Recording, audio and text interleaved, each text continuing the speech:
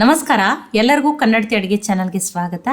ಬೆಳಗ್ಗೆ ಅಥವಾ ಸಾಯಂಕಾಲ ಏನಾದರೂ ನಿಮಗೆ ಲೈಟಾಗಿ ತಿನ್ಬೇಕನ್ಸಿತ್ತಂದ್ರೆ, ಅದು ಕಡಿಮೆ ಎಣ್ಣೆನೂ ಇರಬೇಕು, ಹೆಲ್ದಿನೂ ಇರಬೇಕು, ಬೇಗನೇನೂ ಆಗ್ಬೇಕಂದ್ರೆ ಇದು ಪರ್ಫೆಕ್ಟ್ ಆಗಿರುವಂಥ ರೆಸಿಪಿ ಅದ. ಅಥವಾ ನಿಮಗೆ ಸಾಯಂಕಾಲ ಅಡುಗೆ ಮಾಡೋಕ್ಕೆ ಬೇಜಾರಾಗಿದೆ, ಏನಾದರೂ ಬೇಗನೆ ಆಗಂಥ ರೆಸಿಪಿ ಇತ್ತಂದ್ರೂ ಇದು ಪರ್ಫೆಕ್ಟ್ ಅಂತಲೇ ಹೇಳ್ಬೋದು. ತುಂಬ ಸಿಂಪಲ್ ಅದ್ರಿ, ಟೇಸ್ಟ್ ಅಂತೂ ಅದ್ಭುತ. ಹಂಗಿತ್ತಂದ್ರೆ ಇದನ್ನ ಹೆಂಗೆ ಮಾಡೋದು ಅಂತ ಹೇಳಿ ನೋಡ್ಕೊಂಬರೋಣ ಬರ್ರಿ. ಇಲ್ಲಿ ನಾನು 1 ಕಪ್ ಆಗಷ್ಟು ಸ್ವಚ್ಛ ಮಾಡಿ ಇಟ್ಕೊಂಡಿರುವಂಥ ಅವಲಕ್ಕಿಯನ್ನು ತೊಗೊಂಡಿನ್ರಿ. ಏನು ಸುಸ್ಲಾ ಮಾಡ್ಕೋತೀವಲ್ಲ ಅದೇ ಅವಲಕ್ಕಿ. ಕೆಲವೊಬ್ರು ಇದನ್ನು ಮೀಡಿಯಮ್ ಅವಲಕ್ಕಿ ಅಂತಲೂ ಕರೀತಾರೆ. ಈ ಅವಲಕ್ಕಿಯಿಂದ ಸುಮಾರು ಸ್ನ್ಯಾಕ್ಸ್ ರೆಸಿಪಿಗಳನ್ನ ನೀವು ಟ್ರೈ ಮಾಡಿರ್ತೀರಿ. ಈ ಅವಲಕ್ಕಿ ಸ್ವಚ್ಛ ಮಾಡಿ ತೊಗೊಂಡಿದ್ರು ಇದರಲ್ಲಿ ದೂಸ್ ಇದ್ದೇ ಇರ್ತದೆ. ಈಗ ಈ ಅವಲಕ್ಕಿಯನ್ನು ಏನು ಮಾಡಿದ್ರಿ, ನೀರು ಹಾಕಿ ಕ್ಲೀನಾಗಿ ತೊಳೆದ್ಬಿಟ್ಟು ತೊಗೊಂಡ್ರಿ.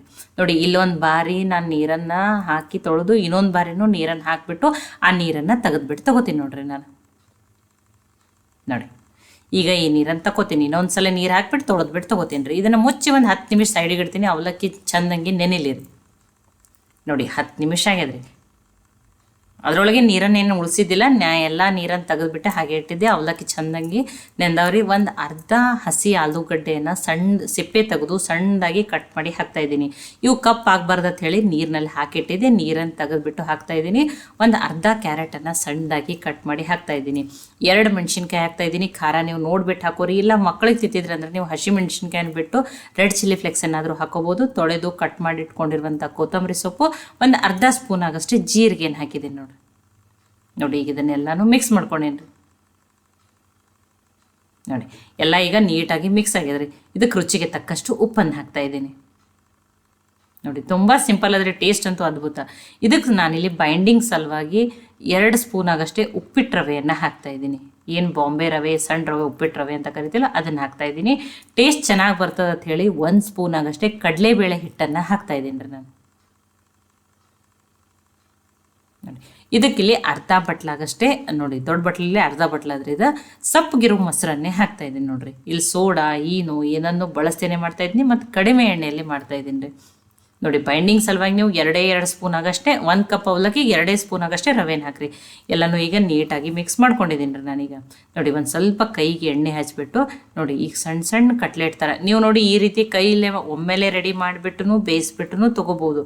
ಇಲ್ಲಾಂದ್ರೆ ಡೈರೆಕ್ಟಾಗಿ ಪ್ಯಾನ್ದಲ್ಲೇ ಹಾಕಿಬಿಟ್ಟು ನೀವೇನು ಮಾಡ್ಬೋದು, ಈ ರೀತಿ ಸ್ಪೂನ್ದಿಂದ ತಟ್ಟಿಬಿಟ್ಟು ಮಾಡ್ಕೋಬೋದು ನೋಡ್ರಿ, ನಡೀತದೆ.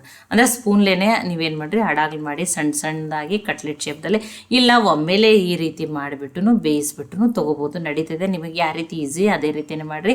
ತುಂಬ ದಪ್ಪಾಗಿ ತಟ್ಟಬೇಡ್ರಿ, ತೆಳುವಾಗಿನೇ ತಟ್ಬಿಟ್ಟು ತೊಗೋರಿ. ಬೇಗನೇನು ಏನಾಗ್ಬಿಡ್ತಾವೆ, ಬೇಯ್ದುಬಿಡ್ತಾವೆ. ನೋಡಿ, ಒಮ್ಮೆಲೆ ಈ ರೀತಿ ರೆಡಿ ಮಾಡ್ಕೊಂಡಿದ್ದೀನಿ. ಆಲ್ರೆಡಿ ಪ್ಯಾನನ್ನು ಕೈಲಿಕ್ಕೆ ಇಟ್ಟೀನಿ.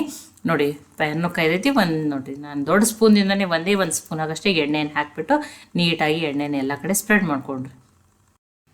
ಒಮ್ಮೆಲೆ ಏನು ರೆಡಿ ಮಾಡಿ ಇಟ್ಕೊಂಡಿದ್ದಲ್ರಿ, ಈಗ ಅವನ್ನ ಹಾಕೊಂಡ್ರಿ.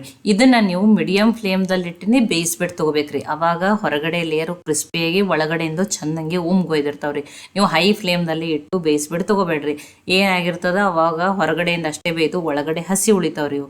ಅದಕ್ಕೆ ನಾನು ತುಂಬ ದಪ್ಪಾಗಿನೂ ಬೇಡ, ತುಂಬ ಸ್ವಲ್ಪ ತೆಳುವಾಗಿನೇ ತಟ್ಟಿಬಿಟ್ಟು ತೊಗೋತ ಹೇಳಿ ನೋಡ್ರಿ. ನೋಡಿ, ತುಂಬ ದಪ್ಪಾಗಿ ಮಾಡ್ಕೊಬಿಡ್ರಿ, ತೆಳುವಾಗಿನೇ ಮಾಡ್ಕೊರಿ. ಮೇಲೆ ಇನ್ನೊಂದು ಸ್ವಲ್ಪನೇ ಎಣ್ಣೆಯನ್ನು ಹಾಕ್ತಾಯಿದ್ದೀನಿ. ನೀವು ಮೀಡಿಯಮ್ ಫ್ಲೇಮ್ದಲ್ಲಿ ಇಟ್ಟನ್ನು ಬೇಯಿಸ್ಕೊರಿ. ನೋಡಿ, ಆ ರವೆ ಹಾಕಿರೋದ್ರಿಂದ ಹೊರಗಡೆ ಲೇಯರು ಕ್ರಿಸ್ಪಿಯಾಗಿರ್ತದೆ, ಲೈಟಾಗಿ ಚೆಂದಂಗೆ ಒಳಗಡೆಯಿಂದೂ ಬೇಯ್ದಿರ್ತದೆ ರೀ. ಅವಲಕ್ಕಿಯಿಂದ ಮಾಡಿರೋದ್ರಿಂದ ಇದು ಸಾಫ್ಟಾಗಿಯೇ ಇರ್ತದೆ ನೋಡಿರಿ. ನೋಡಿ, 2 ಸೈಡ ಈಗೇನಾಗ್ಯಾವ, ಚೆನ್ನಾಗಿ ಬೇಯ್ದಾವ ನೋಡಿ. ಈಗ ಇದನ್ನು ಪ್ಲೇಟಿಗೆ ತಗೊಂಡ್ರಿ. ನೋಡಿ, ಒಂದು ಬಿಸಿನೇ ನೀವು ಹಾಗೇ ತಿನ್ಬೋದು, ಅಥವಾ ಕಾಯಿ ಚಟ್ನಿ ಜೊತೆ, ಈರುಳ್ಳಿ ಟೊಮ್ಯಾಟೊ ಚಟ್ನಿ ಜೊತೆನೂ ನೀವೇನು ಮಾಡ್ಬೋದು, ಇದನ್ನು ಸರ್ವ್ ಮಾಡ್ಬೋದು. ನಾನಿವತ್ತು ಇದನ್ನು ಸಾಸು ಮತ್ತು ಶೇಂಗಾ ಚಟ್ನಿ ಪುಡಿ ಜೊತೆ ಸರ್ವ್ ಮಾಡ್ತಾಯಿದ್ದೀನಿ. ತುಂಬಾ ಟೇಸ್ಟಿಯಾಗಿರ್ತಾವೆ ರೀ. ಸೋಡಾ ಇಲ್ಲ, ಏನೂ ಇಲ್ಲ, ಹೆಲ್ದಿನೂ ಅದ, ಟೇಸ್ಟಿನೂ ಅದ. ಮತ್ತು ನಿಮಗೆ ಯಾವುದೇ ವೆಜಿಟೇಬಲ್ಸ್ ಹೆಲ್ದಿ ಮಾಡ್ಬೇಕಂದ್ರೆ ಹಾಕೋಬೇಕಂದ್ರೂ ನೀವೇನು ಮಾಡ್ಬೋದು, ಬೀನ್ಸು ಕ್ಯಾಪ್ಸಿಕಮ್ಮನ್ನಾದ್ರೂ ಸಣ್ಣದಾಗಿ ಕಟ್ ಮಾಡಿಬಿಟ್ಟು ಹಾಕೋಬೋದು ನೋಡಿರಿ. ನೋಡಿರಿ, ನಾನು ನಿಮಗೆ ಮುರಿದು ಬಿಟ್ಟು ತೋರಿಸ್ತೀನಿ ನೋಡಿ. ಅದಕ್ಕೆ ನಾನು ಏನು ಹೇಳ್ತಾ ಇದ್ದೀನಿ, ಮೀಡಿಯಮ್ ಫ್ಲೇಮ್ದಲ್ಲಿ ಇಟ್ಟನೆ ಬೇಯಿಸ್ಬಿಟ್ಟು ತೊಗೋರಿ. ಅವಲಕ್ಕಿಯಿಂದ ಮಾಡಿರೋದ್ರಿಂದ ಸಾಫ್ಟಾಗಿಯೇ ಇರ್ತದೆ. ಆ ರವೆ 2 ಸ್ಪೂನ್ ರವೆ ಹಾಕಿರೋದ್ರಿಂದ ಹೊರಗಡೆಯಿಂದ ಕ್ರಿಸ್ಪಿ ಇರ್ತದೆ ನೋಡಿರಿ. ನೋಡಿ, ಎಷ್ಟು ಚೆನ್ನಾಗಿ ಬಂದಾವೆ ನೋಡಿರಿ. ನಿಮಗೆ ಚಟ್ನಿ ಮಾಡೋಕ್ಕೆ ಟೈಮ್ ಇಲ್ಲ, ನೀವು ಸಾಸ್ ಜೊತೆನೇ ಸರ್ವ್ ಮಾಡ್ಬೋದು. ಅಥವಾ ನೋಡಿ, ಆ ಸಾಸು ಜೊತೆನೇ ತಿನ್ನಿರಿ, ಅಥವಾ ಶೇಂಗಾ ಚಟ್ನಿ ಪುಡಿ ಜೊತೆನೂ ತಿಂದರೂ ನಡೀತದೆ. ತುಂಬಾ ಟೇಸ್ಟಿಯಾಗಿರ್ತದೆ ರೀ. ತುಂಬ ಸಿಂಪಲ್ ಅದ್ರಿ. ಮತ್ತು ಅತಿ ಕಡಿಮೆ ಇಂಗ್ರೀಡಿಯೆಂಟ್ಗಳನ್ನ ಬಳಸೀನಿ, ಅಥವಾ ಮನೆಯಲ್ಲಿರುವ ಬೇಸಿಕ್ ಸಾಮಗ್ರಿಗಳನ್ನ ಬಳಸಿ ಮಾಡಿದ್ದೀನಿ. ಇಡ್ಲಿ, ದೋಸೆ, ಉಪ್ಪಿಟ್ಟು, ಅವಲಕ್ಕಿ ತಿಂದು ಬೇಜಾರಾಗಿತ್ತು, ಅಥವಾ ಅಡುಗೆ ಮಾಡೋಕ್ಕೆ ಬೇಜಾರಾಗೈತಿ, ಏನಾದರೂ ಒಂದು ಬೇಗನೆ ಮಾಡ್ಕೋಬೇಕು, ಟೇಸ್ಟಿನೂ ಇರಬೇಕು, ಹೆಲ್ದಿನೂ ಇರಬೇಕಂದ್ರೆ ಈ ರೆಸಿಪಿಯನ್ನು ಖಂಡಿತನೂ ಟ್ರೈ ಮಾಡಿ ನೋಡಿರಿ. ಈ ಅವಲಕ್ಕಿಯಿಂದ ಮಾಡಿರುವ ಪ್ಯಾನ್ ಕೇಕ್ ರೆಸಿಪಿ ನಿಮಗೆ ಇಷ್ಟ ಆಗಿತ್ತಂದ್ರೆ ಲೈಕ್ ಮಾಡಿ, ಶೇರ್ ಮಾಡಿ, ಕಮೆಂಟ್ ಮಾಡಿರಿ. ಖಂಡಿತ ಟ್ರೈ ಮಾಡಿ ನನಗೆ ಹೆಂಗೆ ಬಂದಿತ್ತು ತಿಳಿಸ್ರಿ. ಮತ್ತು ಒಳ್ಳೆ ಹೊಸ ಹೊಸ ರೆಸಿಪಿಗಳಿಗಾಗಿ ಕನ್ನಡತಿ ಅಡುಗೆ ಚಾನಲನ್ನು ಸಬ್ಸ್ಕ್ರೈಬ್ ಮಾಡಿ, ಬೆಲ್ ಐಕಾನ್ ಪ್ರೆಸ್ ಮಾಡಿರಿ. ನೀವು ಈ ವಿಡಿಯೋವನ್ನು ಹೈಪ್ ಮಾಡಿದ್ರೆ ಇದು ಇನ್ನೂ ಜಾಸ್ತಿ ಜನಕ್ಕೆ ರೀಚ್ ಆಗ್ತದೆ. ಕನ್ನಡತಿ ಅಡುಗೆ ಚಾನಲನ್ನು ಸಪೋರ್ಟ್ ಮಾಡಿರಿ. ಮತ್ತೊಮ್ಮೆ ಎಲ್ಲರಿಗೂ ಧನ್ಯವಾದಗಳು. ಮತ್ತೆ ಹೊಸ ರೆಸಿಪಿ ಜೊತೆ ಸಿಗೋಣ.